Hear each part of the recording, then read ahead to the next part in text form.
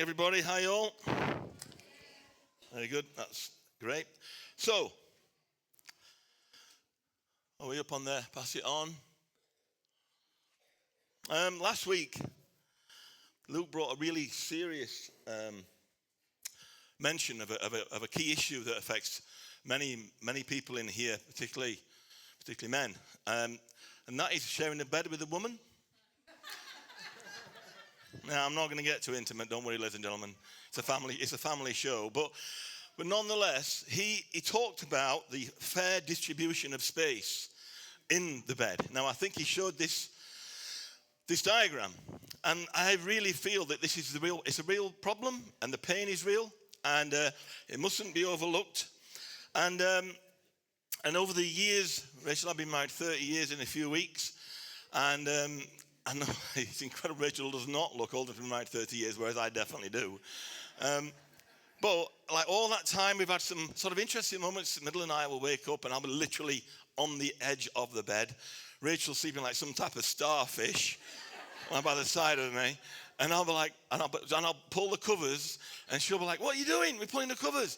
And I'm like, "Rachel, I am on the edge of the bed. I have no covers." And then she will honestly say, "I'm on the edge of the bed as well." What? So then I'm like, no, well, she's probably got, like, maybe her foot is over the edge of the bed. And this then therefore makes it sort of a truthful statement.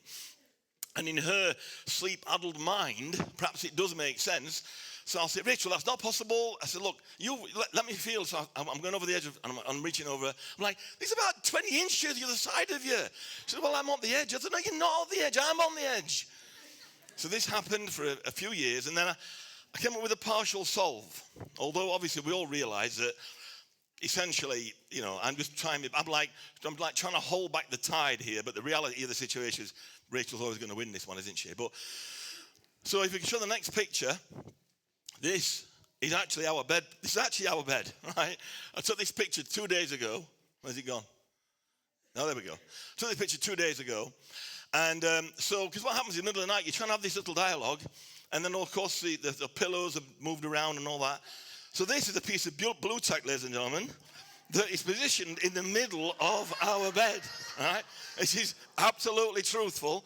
So I put that there about 10 years ago. So and now they're like, "Rachel, where's the blue tack? Feel the blue tack." And there is no argument. Now, it doesn't always work. It's a partial solve. But then about 4 or 5 years ago, I got the perfect answer. So I was the largest person in our house, the largest creature in our house. And then we inherited another small little creature, a little dog, that was never going to sleep on our bed, that was going to sleep downstairs in the crate and all that, blah, blah, blah. So anyway, of course, she gradually wormed her way into our hearts and onto our bed.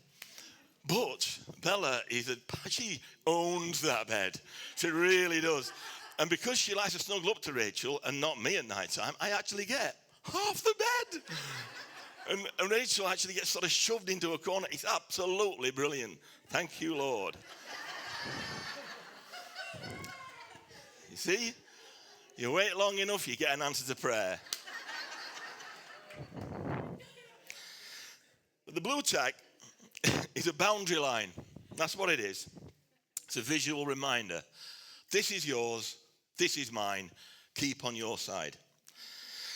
And often the tension in our lives is because of the relationships we have with the people around us. In fact, the tension in the world is about this. It's about boundaries. It's about the space that we share with the rest of the world. Or a lot of the challenges that are going on in our world at the moment, the wars and all that, it's all about, well, I want a piece of what you've got. And this is a real issue. But as a family, as a church, as a community, the way we walk alongside each other and share with each other really matters. And today, my message is a little bit different to the flavour of the ones I sometimes bring. Because it's more of an instructional sort of thing this morning, but actually, genuinely, it's a topic that's quite sort of close to my heart, as anybody that knows me would recognise. So last week, Luke started with Pass It On, and he talked about sharing our faith sort of outside with people that aren't Christians. Today, I think I'm mainly talking to people how they share their faith with people that are Christians. And we would call that, it's not a word I particularly like, I've got to be honest, but we would call that discipleship. It's a bit of an old-fashioned word, and it's got sort of undertones of control, and I get all that. But for the sake of this discussion, for the sake of this moment in time, I'm going to slip into that word every now and again, discipleship. It's also leadership. Leadership and discipleship go hand in hand. Can't be avoided.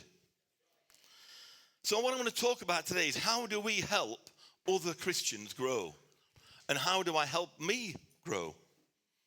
Because it's not just about coming on a Sunday morning.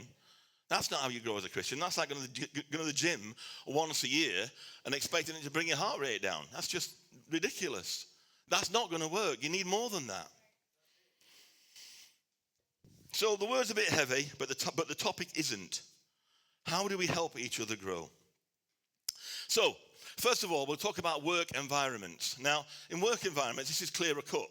And I find it an easier thing to talk about because when we're in a learning mode at work, particularly if you're like an apprentice or a younger person, it's fairly obvious you're there to learn. Now, there's a picture here that we're going to put up, which is genuinely a picture of where I served my apprenticeship. This is Lex Brooklands 1985.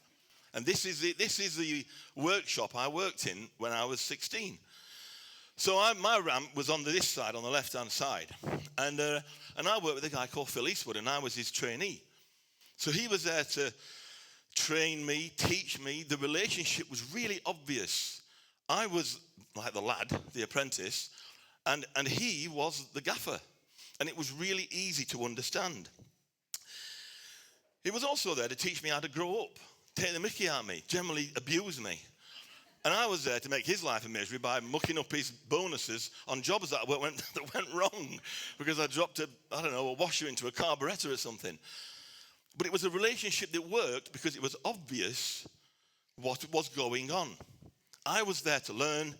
He was there to teach. Now, outside work, and even inside work now as an older man, dealing with other people who may also be older people, it's easy to get a bit of imposter syndrome. Like, why would somebody learn off me? And I get that outside work quite a lot.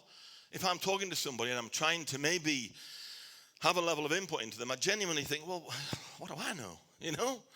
But we need to get a bit beyond that and push through that sometimes. Otherwise, nobody grows.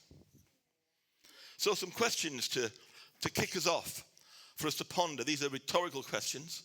So you don't need to answer them out loud. In fact, you don't need to answer them at all. But here we are. Who is helping you grow right now? Actually, give it some thought. See if you can think of a name or 2 names or 5 names. Who is actually helping you grow? Who is encouraging you? And here's a harder one. Who are you encouraging? Who are you working with? Who are you helping to grow? Who are you actively helping to learn? Do you need a title to lead someone? Do you need to be called a leader in order to lead? You're getting to the answers in front of me. I like it. It's good. It shows that you're listening. It shows you're awake. Do we need to be the finished article to help and discipline others? Disciple, not discipline. Disciple. Very different. Do we need to be the finished article to help and disciple others? Boom. Very good. Right, I'll sit down. You all know the answers. No, of course we don't. And we don't need to be called a leader to lead. In fact, we're all leading all the time. In the Bible, there are numerous stories of people that worked like as mentor stroke disciple. There's loads and loads of them. And I'm choosing to take a bit from the relationship in Kings. Now, Kings is in the Old Testament. There's 2 books, Kings 1 and Kings 2. They're both in the Old Testament. And there's a lot of different stories in there, but there's a story about a guy called Elijah, another guy called Elisha. I'll try and get them the right way around. Now, Elijah was a pretty heavyweight prophet. And all that meant was he sort of listened to God, heard from God, and shared the information. At a basic level, that's what he did. And then there's Elisha, who comes along and he wants to learn from Elijah. And he actively puts himself in a position of wanting to learn. This is a deliberate act. And then at the end of Elijah's life, When he's moving on, and God's going to take him to heaven, Elisha won't let Elijah go until Elijah gives him a blessing. And we get this story. And it came to pass, when the Lord was about to take Elijah into heaven by a whirlwind, that Elijah went with Elisha from Gilgal. Then Elijah said to Elisha, "Stay here, please, for the Lord has sent me on to Bethel." But Elisha said, "As the Lord lives and as your soul lives, I will not leave you. I will stay with you until you go," is what he's saying. So they went down to Bethel. Now that interaction, or a similar one, happens 3 times. And 3 times Elijah's trying to push Elijah away. But Elijah's like, "No, I want to learn from you. As long as you are around, I want to learn from you." A deliberate thing. Ultimately, Elisha gets a double blessing. And in actual fact, sort of ends up in a stronger heavyweight prophet. I don't know how you measure these things, but some of the things that Elisha did are pretty big. And they really are. There's some pretty amazing things that Elisha does. Okay, so who leads, guides, and helps us? Let's talk a bit about that, shall we? If I were to ask everybody here, who are the leaders of this church, you'd probably start with Luke and Leah. And then there's a sort of a family of leaders underneath them. And you wouldn't be wrong. You know, Luke and Leah are under God, and that's sort of a correct phrase. But if we ask you the question, who are the leaders in this church? Well, that's a completely different answer. Because you are all leaders in this church. It may be that Luke and Leah are in the responsibility of leaders of the church. But you are all leaders in this church. Every single one of you are not exempt from being leaders to the people alongside us. Because everybody has influence. Every one of you has influence, even if you don't think you have. You do have influence. You've got influence with the person sat by the side of you right now. You've got influence with every person you spoke to this morning. You've had impact, even if you don't realize. Everyone is walking alongside someone, even if they don't know they are. And that makes you a leader, and it makes them a leader as well. So that in my own life, I've enjoyed some specific leaders, relationships that have helped me a great deal. And I've been very fortunate, but I've also put myself deliberately in a place where I can learn. So even in this, as you even know my story, I sort of came through church, became a Christian early on, sort of walked away from God around the time when I started working in that garage, actually. And then I'm going to blame Phil Eastwood. He was my mentor. Sorry, Phil. And so around that time, I fell away from God and came back in my early 23, something like that. But there's some guys that have known me all my life, and they're in this room. Pete Smith, my Sunday school teacher, when I was about 11 or 12. Did a great job at Tim and Carmel's wedding, didn't he, the other week? Trevor Spivey, Charles Ashwood, friends of me and my family all my life, and supporting me all my life, and still here now supporting me. That gives me an incredible, well, it gives me a feeling of completeness, but it also gives me a standard.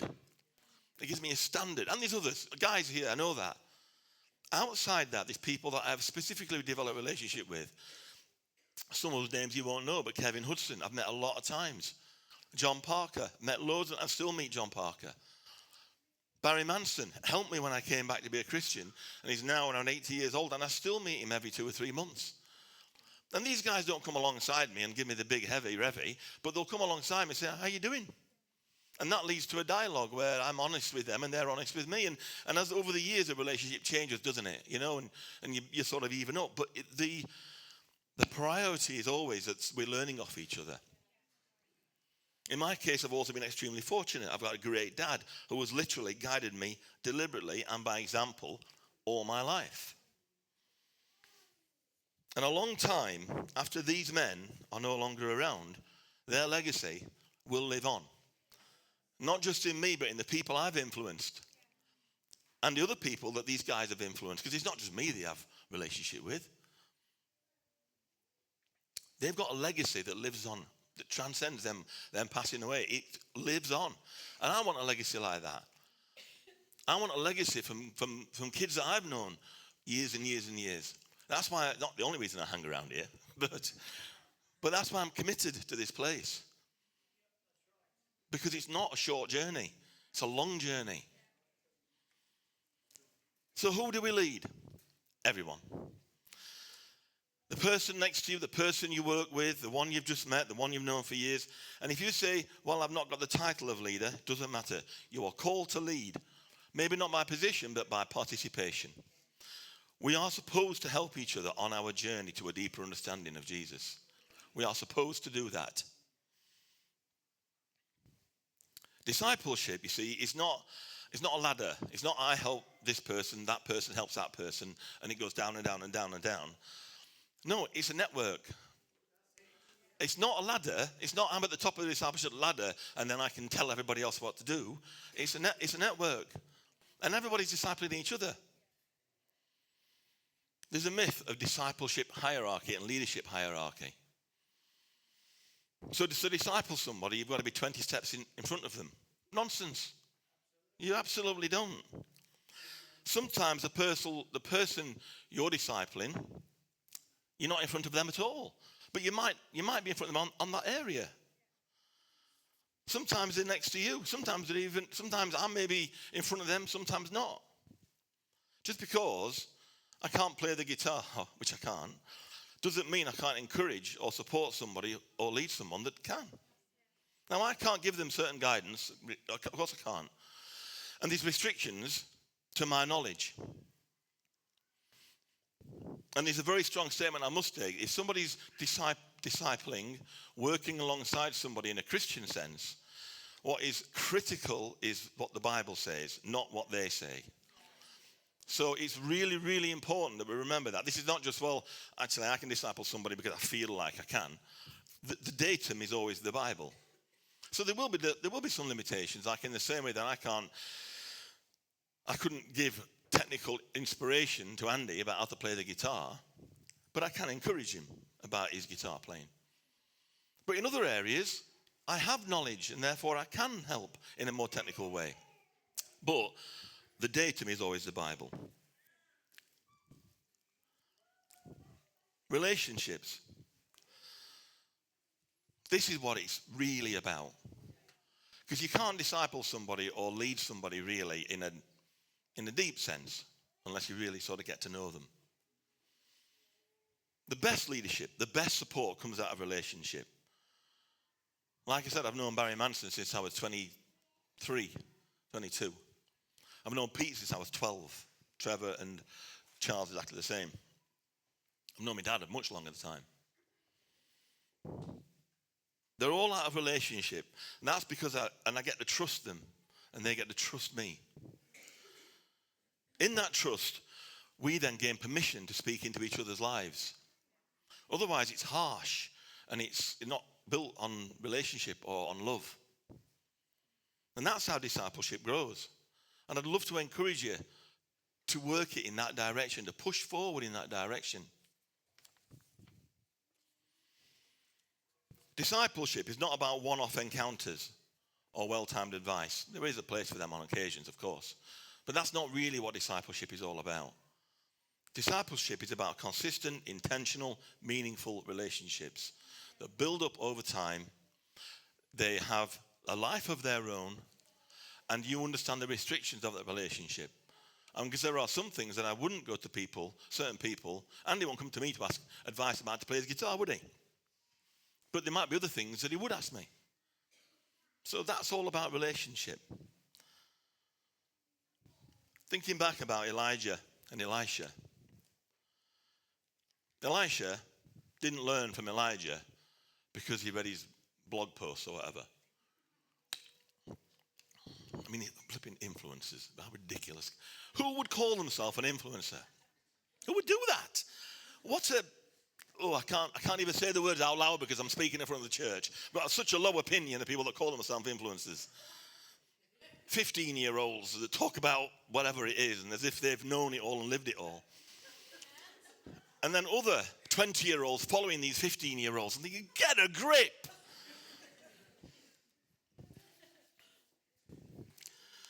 Elisha didn't follow Elijah because he was an influencer. He followed Elijah because he trusted him and he knew him. He learned from Elijah because he walked alongside him traveled with him, served alongside him. And Elijah was solid. Stepped in the same way over and over again. These guys lived together, worked together for years. For years. He refused to leave, and even when given the opportunity to stop, Elisha said, as surely as the Lord lives, and as long as you're living, I will not leave you. And that's the posture of discipleship. Both the person who is being discipled and the person who is discipling. The leader. Sticking close, showing up, staying faithful. Deep relationships are like this, don't just happen, they take time. Over the last few sermons or messages that I brought this out once or twice, where there's an instant flavor in our world today, where we want instant results, you know. And this is part of what the society is heading down towards because of the speed of change and all the rest of it. You've heard me say it before, so I'm not saying it again. But true relationship, true discipleship doesn't happen in a few weeks. It takes time. Time, mutual effort, honesty, shared energy. You cannot microwave trust. You cannot microwave relationship. It takes time. And I want to encourage you all as individuals to get that in your head and recognize that in order to grow, you've got to look at it over a different time scale than what you're used to. And recognize that it takes time. It takes effort and energy. We've got to be deliberate and intentional in what we do. We've got to be deliberate and intentional because life happens to us all. And there is a lot in life that we can't control, you know. A lot. There's ever such a lot we can't control. We can't control sometimes our health. We can live in a certain way to look after our health, but ultimately things happen to us sometimes that we can't control. Can't control sometimes the jobs that we're in. Unexpected stress. Over these last 18 months, I've dealt with all those issues. And all of you have as well in your lives in different ways. So there's things you can't control, but there is a lot we can control. Because what we can do is choose to show up. What we can do is choose to help. What we can do is choose to stand up and speak out. What we can do is choose who we invest in, and we can choose who we are prepared to let invest in us. And we can choose to be deliberate in building relationships. When Elijah was taken, Elisha picked up Elijah's cloak, which was sort of a symbolic thing in loads of different ways. And it was important. Now, he did that not by accident or by default. Shall I tell you how he did that? Because he was there. He was on site, in relationship, dealing with the situation. He was able to pick it up. And he got, as a consequence, he got a double blessing. And deliberate people, that's what happens to them. They have made an effort for other people to speak into their lives, and they get a benefit. They get a value. There's another part of this as well that can't be overlooked, and that's called bravery and understanding. It takes courage to reach out to somebody and say, are you okay? Do you want to meet up for a coffee? Can I help you? It's so condescending. I hate it. It really is. It's horrible to do it. And, you know, it's hard to do that.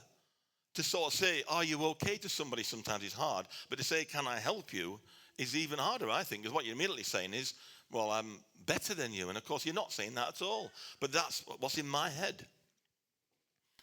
Sometimes the bravest thing for us to do is to have a go. To walk over to somebody and offer help. And the sad truth is we miss it. Because we're busy, we're distracted, we assume somebody else will do it, and the time passes, and then another week goes by. But discipleship is made up out of these small, brave moments. Moments where somebody takes a step towards connection, and somebody else meets that person with kindness. Because here's the challenge. Sometimes it takes bravery to reach out and say, can I help you? And it always takes bravery to reach out and say, can you help me? I need somebody to help me in this situation. I think I can look at you, and I think you and me, I think you can be a great source of help to me. You may not use those exact words, of course, but it takes bravery. But we need to be understanding of our family. This is our family here. This is our church family. So let's be understanding. If somebody sends us a clumsy message, then that might take them an hour and a half of writing and thinking to send that message. So let's be understanding. Cut each other a bit of slack if we get something slightly wrong. A young Christian or an old Christian might have spent a long time coming up with that question. They're not challenging you. They're asking for help. And it's our job to meet them at their point of need. Because when somebody's brave, they need to be met with patience, understanding, and love, both ways. Whether that is somebody who's brave reaching out or brave asking. Be brave enough to reach out. Nobody in this room has got it all together. Nobody. Absolutely not. Everybody needs to learn more. Everybody needs to grow more. So be brave enough to reach out and ask somebody else, what about this? What's your thoughts on this? Form relationships within each other. Create a network within this church of strength and relationships. Be proactive about doing that. And then be kind enough to respond well when someone does that. Respond positively. Understanding that discipleship is not built on perfection. It's built on steps of courage with the Bible always as the datum. Remember that. Always, always, always, always, always, always. If somebody tells you something that's not in the Bible or contradicts the Bible, then they are wrong. There's no black. That bit is black and white. But there's, equally, if someone's interpreting and helping you understand parts of the Bible, that's great. Because the Bible's a complicated book. And some people know it really, really well. So ask them some questions. Just to sort of wrap it up, if the band want to come up. Let's go back to those questions I asked, but in a slightly different order. And you can answer this time out loud. Do you need a title to lead? Well, that was really loud. No, you don't need a title to lead. Okay. Do you need to be the finished article? No, you don't. Hang on, a different order here. Do you need to be, no, it's right. Be the finished article to help and discipline others? No. Now this is one you can't shout this one out, all right. Who is helping you grow? Think about it now. Who is helping you grow? What Christian is helping you grow as a Christian? And are you intentional about that relationship? Who is encouraging you? What person or persons is encouraging you? If they're encouraging you, rub shoulders with them a bit more, they'll encourage you a bit more. But here's a tricky one. Who are you encouraging? Who are you reaching out to and saying, well done, Brad, the way you put that on there were brilliant. Inspiring. Who are you encouraging? Brad is amazing, by the way. I'm looking good this morning, Brad. Be encouraged. Who are you helping grow? Who are you coming alongside and actively helping them to grow? Not in a condescending way, but just I think you and I can do a bit better together than we do apart. You don't need a title to lead. You don't need to be perfect to be a disciple and to disciple someone. You need to be present, committed, and willing and always to take the Bible as the reference. You might think that God builds his kingdom through the big-time operators. He doesn't. So tell you who God builds his kingdom with, me and you. We're the people that build God's kingdom. We're the people that rubbing shoulders with my neighbour and your neighbour. We are those people. God builds his kingdom through ordinary people who take deliberate steps to build deliberate relationships with each other and help each other grow in him. So let's do that. Let's not be in church. Let's be the church to each other. And let's build each other up. Let's make efforts to disciple each other and grow each other. And if we see somebody stumbling a bit, let's help them up. Let's encourage them. And let's all be in this together to grow together. Not just to come on a Sunday morning and walk out again, but to see it as being part of our lives, that we're in it for the long haul. Thank you.